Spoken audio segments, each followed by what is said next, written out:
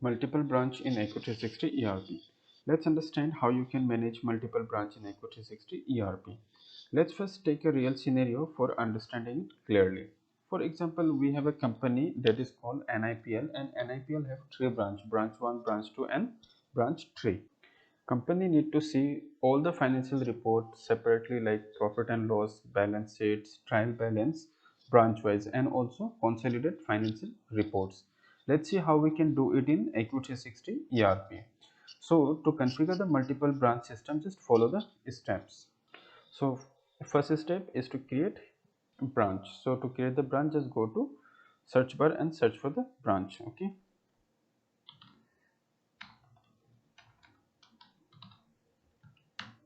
branch. Then I will create a branch from here.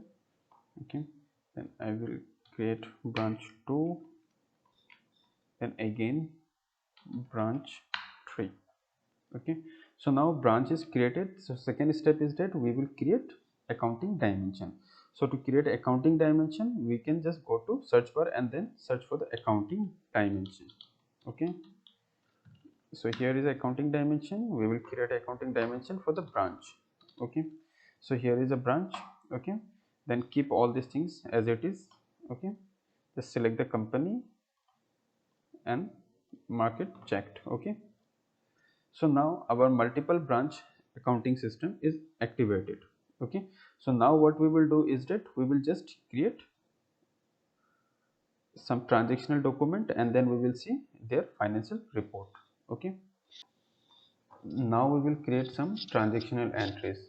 In the first part we will create the purchase invoice, then sales invoice, then some journal entries per branch wise. Okay, so I'm going to create the purchase invoice first. Okay, so to create the purchase invoice, just follow the steps here and the purchase invoice. Then I will just select any supplier, then the warehouse for which I'm making the transaction. Okay, and then of course we have to select the branch. Okay, and then just select the item for which you are making the purchase invoice. So I'm creating this 5000 and the rate is suppose 650, and then I will just select tax. Okay, so now this is done. So I will just create a duplicate invoice of this one so that it will reduce some time in during the transaction. Okay, so I'm duplicating it and then I'm just changing the branch here. This is the branch 2. Okay, item quantity I will change a little bit and the price I will make it at 50. Okay, everything will remain same. The only thing that we have changed is the branch. Okay, then again I'm making duplicate of this for branch 3. So here we have the branch 3. So now I am making 300 and price is 250. Okay, okay, now purchase invoice is created and then we can now we will create sales invoice. Okay, so to create the sales invoice, you can go back from here and then just select the sales invoice. Again here create a new sales invoice. Here we will select a customer, then the warehouse from where we will make the transaction. Okay, then the branch. So I am selecting here the branch 1. Okay, so here is the item.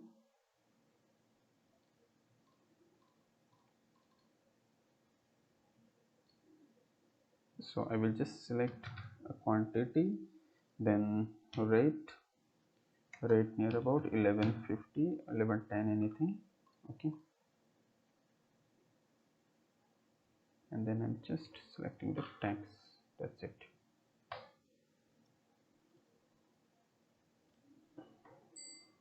So again here I will do the duplicate and then I will just change the branch 2 and I will also change here a customer. Okay, this is a customer 1. Okay, and remain I will just change the rate here. I will make it 1250. That's it.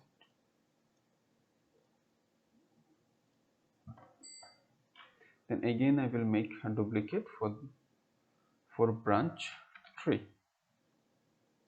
Okay, then I will just select some quantity 600, and then here 1300, and everything will remain same. Okay, just payment due date, you can check it as tomorrow or any date. Okay. Okay, so now we have purchase invoice and the sales invoice. So basically we got a basic transaction. So now let's see how our trial balance and balance sheet is looking. Okay, so to go to the trial balance, just go to the accounting, and then, or else you, what you can do is that you can search from here also. Okay, so here is a trial balance. Then here you can see the option that you have to select the company and the fiscal year. Okay, then you have option for selecting the branch. Since we have not selected any branch, so it is coming like consolidated, means like all the branch transaction are coming. Okay, so if you do the filtration, suppose for example branch 3, then only for the branch 3 transactions are coming. Okay, so if I select here as a branch 2, the only branch 1 transaction is coming. Okay, so this is how you can segregate all the branches and their transaction. Now we will pass some journal entries. So to pass journal entry, we can go to accounting, then journal ledger, then select journal entries. Or else what you can do is that you can go directly in the search bar and type journal entry, then select journal entry list. Okay, so from here you can create a new journal entry. Just click this button, or from here also you can click it. Okay, so now here you do not have to make any changes until and unless if you think that some changes need to be done, like the date selection and all these things, or else keep it as it is. Okay, so the type also you can select from here as per your requirement. You can select the type. So, and then again here you have to select the ledger.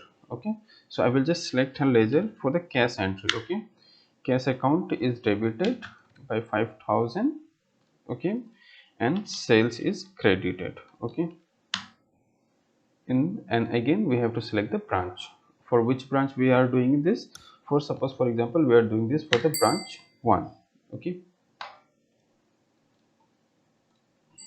again same here, I will just do a duplicate of this entry, and I will just change the branch 2, and I will select here, I will pass some expenses. Okay, expense like any legal expense, and the loss is from expense credited from cash. Okay, not loss actually, just I am selecting a ledger to credit. Okay, so the amount I will change, 3,200. Okay, so the branch is 2. Again duplicate, and I will just change the branch. Okay, here I will make some sales expense. Okay, expense from the case we are making a payment of 600, and then this. Okay, okay, so now what we did is that first we created purchase invoice, then sales, and then journal entry. So almost all type of transactions are created. Now we will see the financial reports per branch wise and also consolidated one. Okay, so first we will look after profit and loss statement. So to see the profit and loss statement, we will just go to search bar, and then we will type profit and loss statement. So this is the report profit and loss statement. Okay, so here you have to select the company, then the year ending, and starting and ending years. Okay, then you can see here no branch filter is applied here. Okay, so you can see this profit and loss statement is coming for the entire company.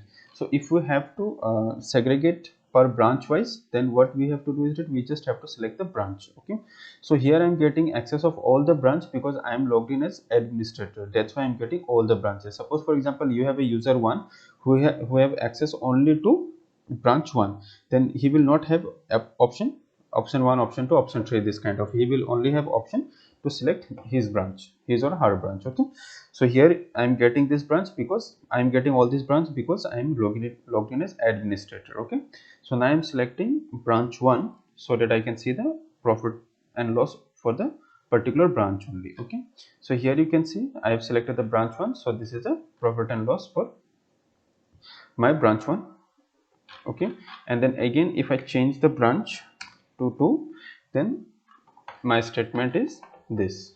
Okay, so like this you can apply filter, and also you can set permissions to lock some users to their branches only. Okay, so that permissions settings you can do in role management and permission management. Okay, now again I will just show the balance sheet. Okay, so here is a balance sheet. Same here again the company, and also note due to some my misconfiguration I have to select all this. In your company if you do, you do not have to select all this if the configurations are correct. Okay, so here is a balance sheet. Okay, then again same thing, here you have to apply the branch to see the branch wise balance sheet. Okay, so this is how in ACCU360 we do the branch level accounting, and also there are lots of things. In a short video I have just summarized the entire thing, how it look like and how, so that you can understand that how capable ACCU360 is. Okay, so in the next video we will show you how you can control the permissions per branch wise and per user wise as well. Okay, so stay tuned with us for more updates. Okay.